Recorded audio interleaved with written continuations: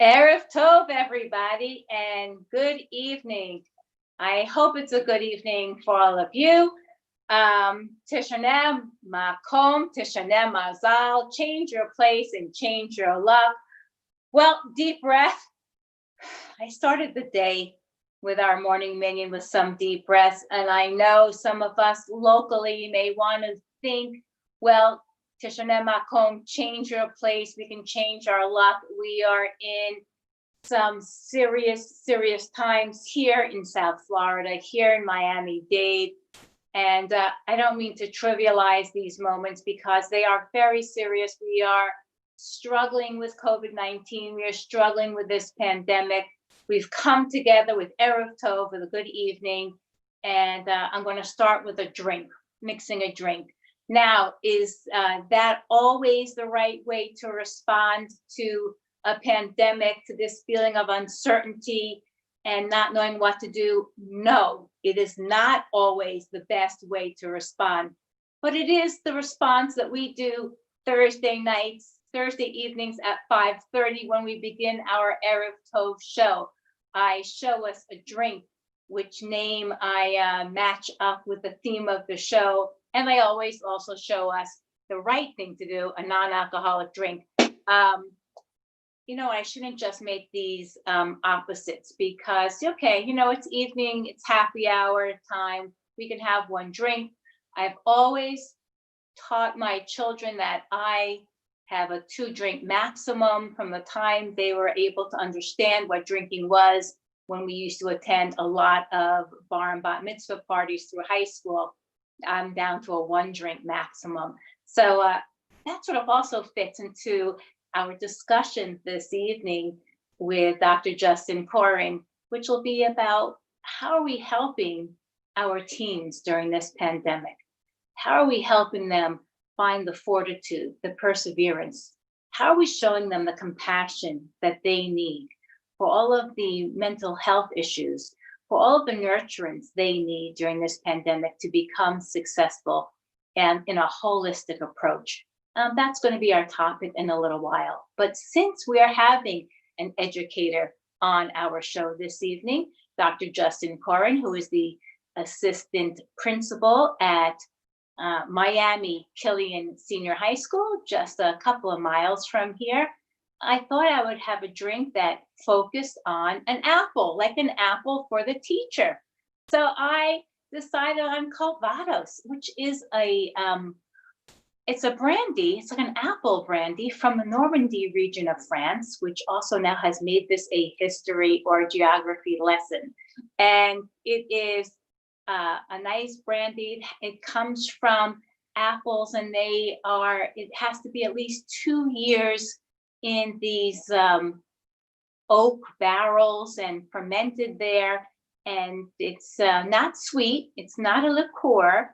And it's so sort of a digestif, I guess, in my absolutely non-existent French. So it is an apple for the teacher, or today an apple for the assistant principal. And it's used, of course, since it's apple and it's France, it is used in a lot of fall and winter drinks, but not for us. We have lightened it up. So this is what it is. I have the Calvados brandy. It smells very much like a brandy. It's an apple, I said an apple-based brandy. It's going in my glass with ice. Here's the part which is going to sweeten it up a bit. My favorite elderflower liqueur, which we've used before in the show. Some freshly squeezed lemon juice, which, believe it or not, is freshly squeezed. So I would say believe it, since I'm the rabbi and I always tell you the truth. And a little lighter touch, some tonic water. This happens to be a light tonic water. Usually I use a diet tonic. This brand is actually a better tasting. It's a light tonic water. This bottle, which is 6.8 ounces, is really only 30 calories for those who are counting.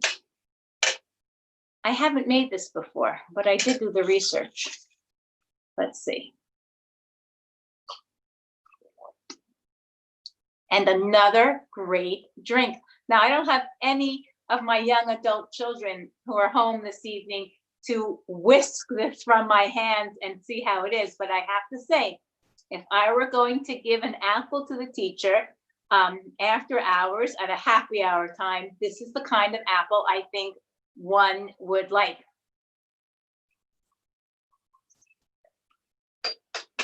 And I may actually finish that. Now, the non-alcoholic version is just going to be the tonic water. Oh no, right there, don't do that. I did not refrigerate it earlier, as we can tell by the way of it overflowing. I'm not going to advertise the brand of the tonic water, but it's a good one and it's everywhere now.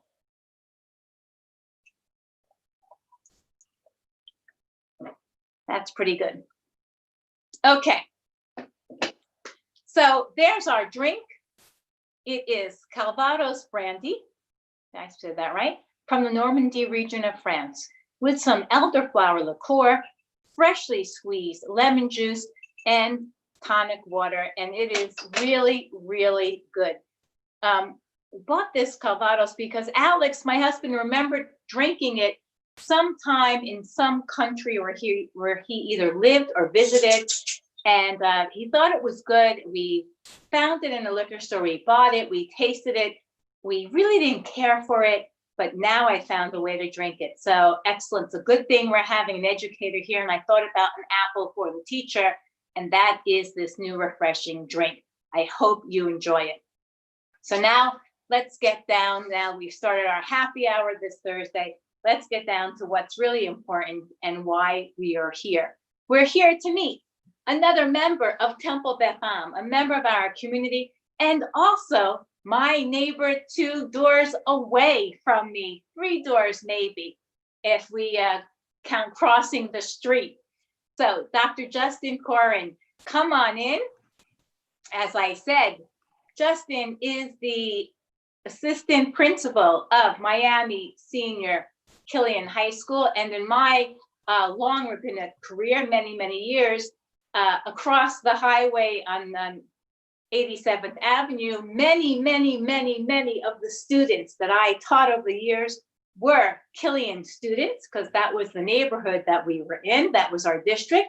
And so I know so much about Killian. I remember when the schools around here went to uniforms for high school, Killian had a waiver, and my kids were in Miami Palmetto Senior High School. They didn't have waivers in those days.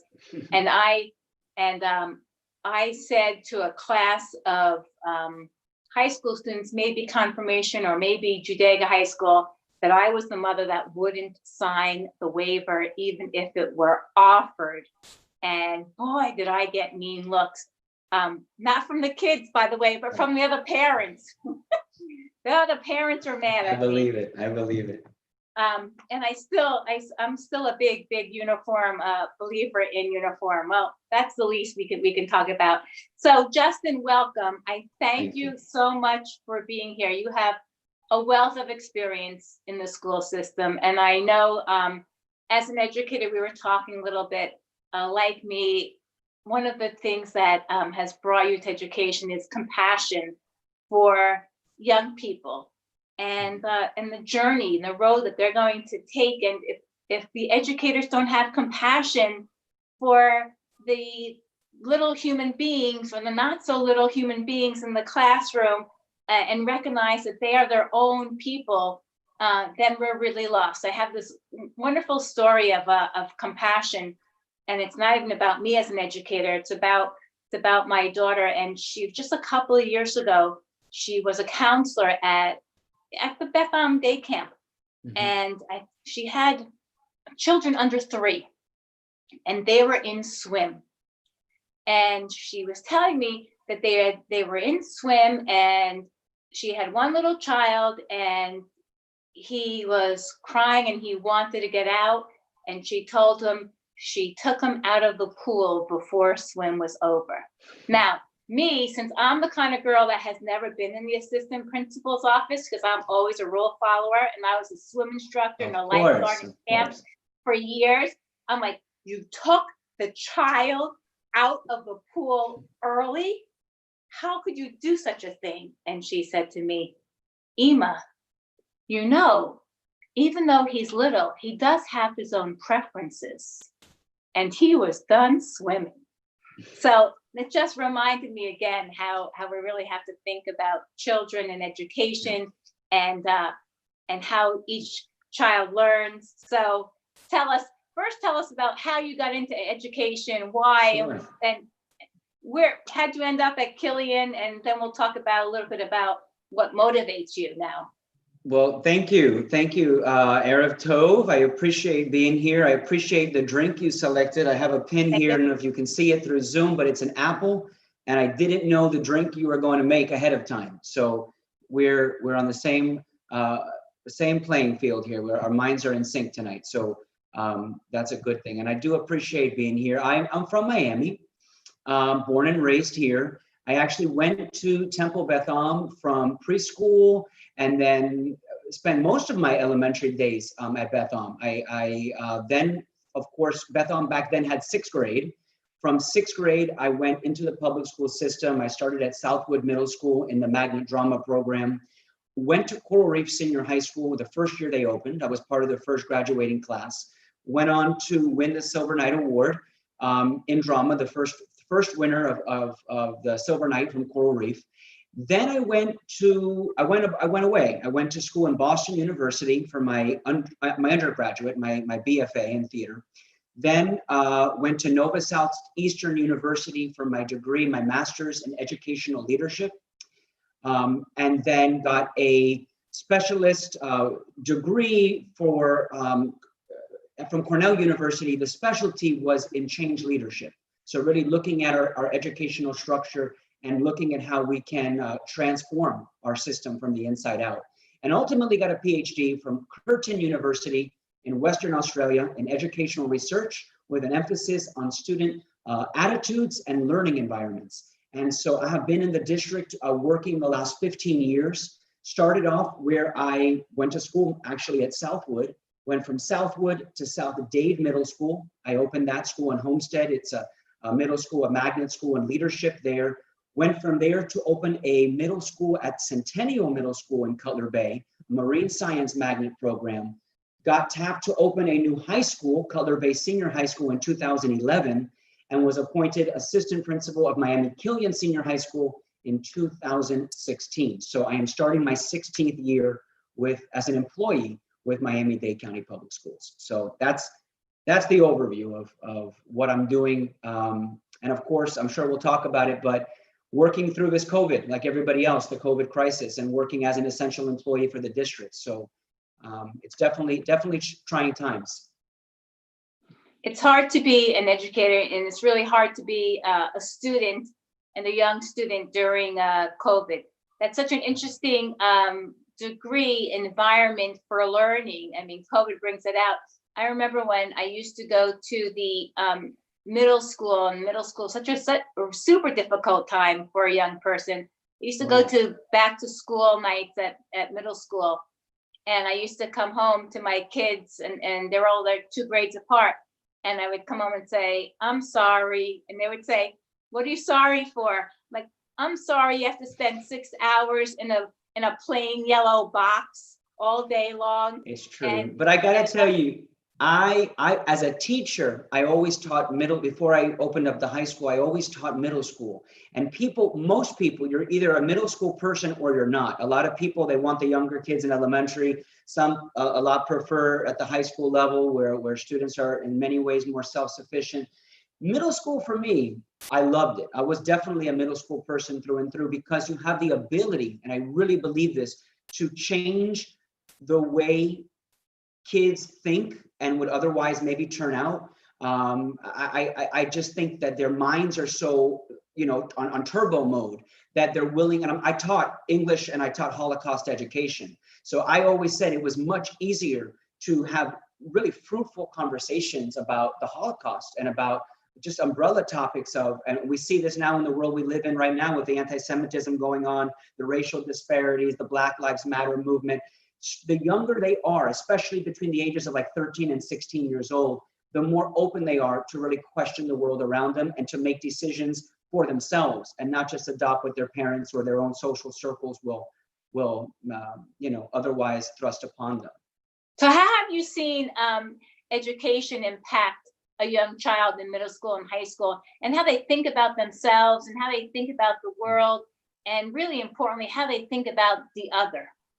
Listen, I worked very closely with the Anti-Defamation League to bring about a program called No Place for Hate, which I think a lot of our viewers and our members, our friends and family know quite a bit about ADL. I don't know that everybody knows about No Place for Hate. I know it's been adopted heavily in Pinecrest. When I got placed at Cutler Bay, there were no Place for Hate schools. ADL really didn't exist in that neighborhood. I brought it first to my high school, and then over 4 years, we were able to expand the program. So children were really introduced to these concepts of not just, I really don't like the word tolerance, but acceptance, accepting people for who they are at a very early age. And all the studies, all the research will tell you it takes about 4 to 5 years to change the culture within a school. But what we did within 4 to 5 years was really work to try to change the culture in the town. And I remember, just to answer your question, a story just entered my mind. When I was first starting out at Southwood, I taught Holocaust. I've always taught Holocaust education, and I taught it through literature. So I used the English language arts platform to delve into thinking, not just learning the history, but to really questioning how the lessons that we learned from the Holocaust are still relevant to our world today. And I remember receiving a letter, maybe 8 or 10 years later, from a young man who now is a middle, probably in his late 20s. And it came in the mail, addressed to the school that I was working at. And it basically was a letter saying that he was a bigot, that the class of going through my instruction and learning about the Holocaust opened up his mind to realize and to reflect that he never even knew what the word meant, but that he secretly had dealt and confronted his bigotry in the 7th grade. And now that little kid who was 14 was probably 25, 26 years old, and was saying that had it not been for that experience in the classroom, he may have and again, this is not adversarial in any way, but this is his own words. He may have grown up to be like his dad, who was he loves his dad. He said, I have a letter on my wall. Loved his father, but that his father was for sure a racist, an anti-Semite, different generation. But that just the idea that we were able to read and talk and listen and reflect, he confronted who he could have been, and he was changed by that. And so just to say, I think the power of what we can do in the classroom is epic. And that's why my own self is so distressed about what we're having to navigate with everything going on with the COVID crisis, because I see every single day in the classroom as an opportunity to make a difference. We don't always know, and I'm sure you've experienced it also as a rabbi. After all, you're a teacher. We don't always know that what we're doing and what we're laboring for is going to give us a return on the investment. But I think it happens. It's just that we don't always know what happens. And that letter that I received, that for me was the reaffirmation that I know that what we do every day in the classroom is just priceless. And we have to continue to work through COVID and give these kids the support they need, because these kids one day will become adults and they will have minds of their own. And that's the job we have to do. So now we're out of the classroom, yeah. And yet the same problems that children have, mental health issues, safety issues, still plague them, and even more so without the support of the school, without the food, without the extra sets of eyes, without the structure. We talked about the title of our talk today was really to support these kids and how do we get them successful. So now with all of these extra stressors on these kids who already may be troubled and that, I don't want to use the word at risk, but could be typical, but all the more so now they don't have the support. what can we do? What can parents do? What Right. can So relatives do? What can the community do? What can it's synagogues do? it's a great question, and I think that both terms, don't be afraid to use it. We have students who are in danger now due to the stressors of the COVID and the nature of being a teenager and being in quarantine for now months, depending on where you're living and who you're living with. That is in and of itself definitely what I would classify as at risk. But we also have those who were already identified as being at risk, who are now without the support that we normally gave them in the traditional public school forum. So that's what I oversee as an assistant principal. One of the many things I oversee is crisis management, whether it be putting together a hurricane shelter or dealing with a pandemic, and making sure that we have schools that are going eventually to be able to be opened up and welcome students to a safe and nurturing environment. But we also have those students that were, I think we all probably are familiar with the term Baker Act. I can tell you, we have far many more Baker Acts than are reported on. And we have students that are back and forth in between serious cases of hospitalizations and under the care, for lack of a better entity, of the public school system, of the school counselor, of the guidance counselor, of the mental health coordinator. And my big concern right now is how we are able to provide a continuity of services for those students in the COVID age. And I mean, I'm just hoping that we get past it soon, but I have a feeling that we might not ever see that old normal. The new normal may be reinterpreted as we continue to navigate these uncharted waters. But I think and I hope that our school district, our superintendent, and the board takes and our leaders, our school principals and assistant principals, that we do what we can to continue to communicate with parents and students to know that these services are available. We partner as a district with a lot of organizations, and these are organizations that are willing and able to go to the homes to provide services. So that's part one, that I think the school district is hopefully communicating that information. But the other one is just the acknowledgement of the facts, right? We have 10,000 new cases of COVID yesterday alone. That brings us over to, I think it's over 300 cases throughout the county. The likelihood of us opening is, in my opinion, very, very slim for the fall. And so it does fall upon our parents and our community and our synagogues and our churches and our community leaders my advice would be to validate the feelings and help children stay active and healthy. And what I mean by that is it's very easy for children, especially teenagers, to resort to, there's one thing to be in quarantine, there's something else to be completely socially withdrawn. And that means that you're watching, YouTube videos at 5 o'clock in the morning, or staying up until ridiculous hours of the night, and sleeping throughout the course of the day, never seeing sunlight. Every study will tell you that just over a period of time becomes very unhealthy. And so I would actually take a moment to refer any parent right now, or teenager for that matter, who may be feeling with those emotions of is this me? Do I need help? Am I feeling uncomfortable or sad? Sadness is of course the first prerequisite to the depression checklist. I would recommend those folks check out the Society for Adolescent Health and Medicine. Their website is very, very informative, and it has been completely revamped to solely address online resources pertaining to COVID. And that the website is www.adolescenthealth.org, adolescenthealth.org. There's so much information there, and to know that you're not alone, and it's not normal to be feeling differently because now we're living in the COVID age. The way we feel has nothing to do with where we live, our zip code, how much money we have, how much food we have on the table. These cases of feeling helpless in these times are real. And I think what we can do, the short answer, is to validate them, to not brush it off, to take the time to indulge in those conversations, because if they go unchecked and untreated, they will perpetuate. They'll become a significant problem. Thank you. And what about the kids, and as much as the kids, the parents who are very much concerned with academic success at this time, who are measuring what the kids are missing or falling or thinking maybe they're falling behind, they won't be able to catch up, and all of the tests that await them.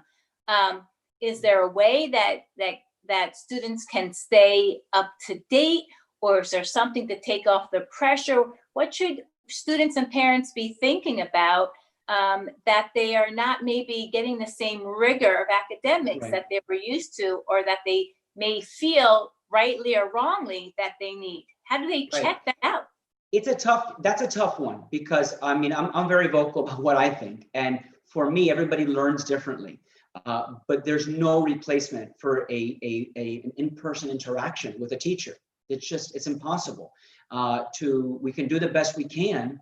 And in terms, again, of the traditional school district, we have the public school district. We have taken some pretty bold and significant steps in getting devices to all of our students, trying to get everybody onto the internet so they can continue with what we call distance learning. But there will be a lapse. But I think it's important to prioritize. I mean, we're in a weird place right now. For the first time, I mean, I've been a member of Beth since I was probably an infant. When have we ever had high holidays online? This is a different new phenomenon for everybody. But I think as a teacher in my side of the world, versus what you do on a spiritual level, I think that one thing that we probably can agree upon is there's a hierarchy to what we should really be caring about, and what is most pressing. And it is health. We have to be safe. We have to be healthy. Everything else will find its way into our daily routines and our lives. So yes, parents should be concerned. Kids are concerned. Imagine what it's like to have been the closing of the school year, you were on the baseball team and you were looking forward to having a scout find you and giving you your ticket to go and play ball at the college level. That was completely taken from you. We have colleges who have closed their athletic programs for the fall. So this is a problem. But at the end of the day, I do believe through the adults, through our educators, through our parents, through our leaders, and leaders is a very broad word that I use, because that is really anybody who steps up to make a difference. Those people need to impress upon our youth that a brighter day will come. We're going to get through this, but we need to prioritize our health and our safety above everything else. Did you miss out on 3 months of Algebra 1 that may be really tough to get ahead back and catch up for Algebra 2? Probably. To answer the question a little more directly, I think every institution, whether it be private, charter, or traditional public school, has resources that are probably available online. For sure, the district has them online. And those are enrichment materials, those are remedial materials, so that students can stay involved. And at least for the public school district, everything is at no cost to the parents, to the children. These are resources that are available by grade level. But let's not get too ahead of ourselves. Let's remember that we're all navigating this thing together. And so the district is working, of course, with the state. Our public schools are mandated and run really unilaterally by the governor and by the Board of Education. We right now will await clarification. All of the state exams for the spring, this past spring, were void. So students will be held harmless, as will the teachers in terms of their evaluation, because we are a results-driven evaluation district. And so let's be reassured by that. And again, teaching and learning happens on 2 levels. When I was a teacher, I would take my students every single year to New York City. When I've run into students now all the time. And when I see students who are now no longer students, but young people and real people, I call them, in the world, they don't remember. This may not be the most popular thing to say, but it's true. You don't remember page 28 of your history book from 9th grade. What you remember is Mr. Johnson or Miss Morris and how that person made you feel. You remember the field trip to the Holocaust Memorial. You remember the field trip to New York City. So we're teaching right now about life. And if we have bold parents and bold people that can stand up and say, you know what, we're going to get through it. I mean, just think about all those people who survived the Holocaust, those Holocaust survivors who went on to lead and live ridiculously meaningful, fruitful lives. And so we will get through this. And that's the message we have to bring to the young people, actually to all people, but especially the young people. We can say amen to that. Yeah, thank you. So that is really the message of overcoming this adversity for young people and being there for them, and really being that active listener if you see that there's trouble, and prioritizing the health and well-being, because there'll be a day when we get back to some kind of new normal and their regular schedule, and algebra and calculus and chemistry will be back. It'll be back. And listen, let's not underestimate what we have here. Let's not underestimate it's like my background is creative. My mom was before she went on to law school, she was an art teacher, and my aunt is an artist, and I'm an artist. I'm a theater person at heart, and I always will be. I have an appreciation for the arts. I love the arts.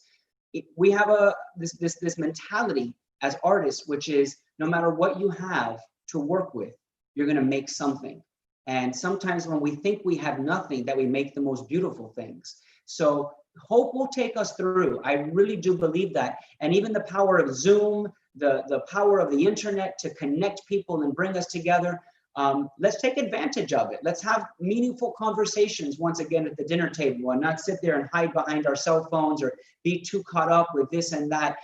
Again, the responsibility, I really believe, if I can say one final thing, it's that it's with the adults to make the new reality not a terrible reality, but one that we can find the joy and the meaning in what we're all navigating together, and to remember that we're all going through it in a different way, but together we will get through it. I do believe that.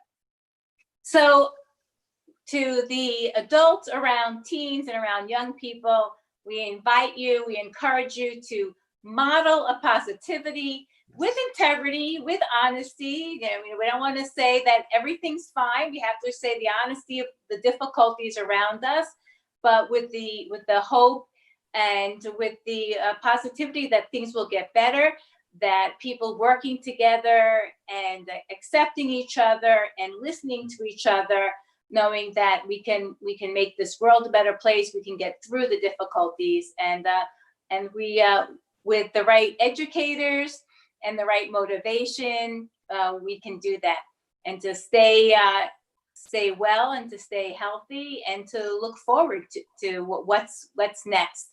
And don't be afraid to go outside, put on a mask, but even if it's just in your backyard, there is a proven, research-driven, scientifically medical proof that if you stay in your house constantly and never see the light of day, it's a danger zone. And the number one thing that we're seeing as educators are kids, because these teenagers are wired differently than we are now. They love to sleep the whole day away and then play all night or sit on their cell phones or whatever games they're playing. So for our parents out there, I would really encourage you to not be afraid to let your kid at least go into the backyard with a mask on, but to remember that we have a natural order of things. And the studies will show that helps to keep us mentally sound and strong throughout these times.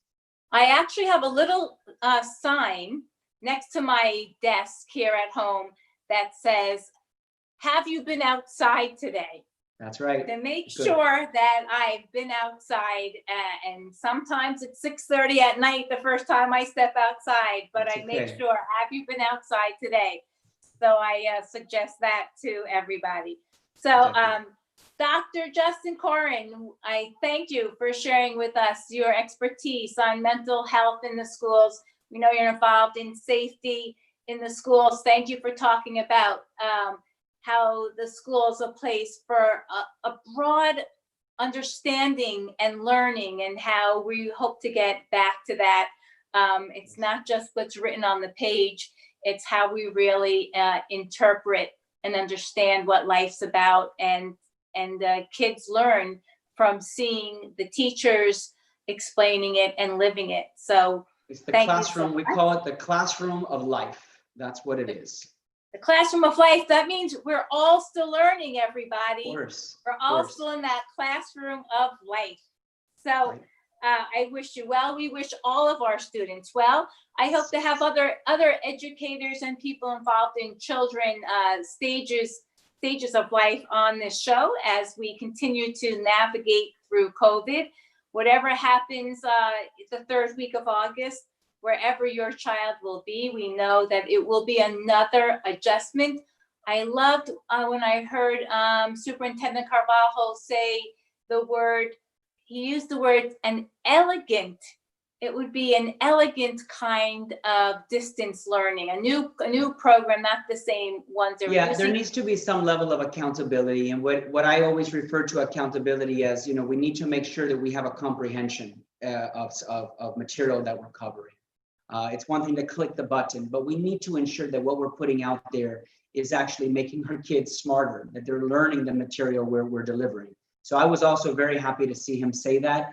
And I want to give everybody peace of mind. Everybody that's working in this field of education, we want to come back to. We just need to make sure that we put safety at the forefront. And we need to make sure when we talk about safety, we have safety post-Parkland, pre-pandemic, but now we also include post-pandemic or current pandemic. We have to think also about things that maybe we didn't prioritize enough before, like sanitation, ensuring that our classrooms are not just spaced out, but that they're cleaned with the right products that are going to ensure that people feel confident and comfortable in sending, that parents feel confident and comfortable in sending their kids to school, and that kids are comfortable coming back as well. So I was happy to see what the district has come up with in terms of allowing parents to really be in the driver's seat of figuring out what format is going to be best for their own unique needs. So I think we'll know more probably in the next week or two. And I do know that we're taking into consideration day by day the studies that are coming to us from the health experts. Okay, so anything that's worthwhile in life takes planning, takes initiative, and takes a partnership with everybody. So we wish everybody well. We wish Miami-Dade County Public Schools well. My 3 children are graduates of public schools. Awesome. And you know what? We're going to keep hanging in because that's the best that we can do. Yes. So thank you, Justin. Good luck to you. Good luck to everybody. Stay healthy, stay well. And of course, Erev Tov. Erev Tov. יכולתי לפחות להחליף את הכיסאות, כי אומרים בדרך כלל משנה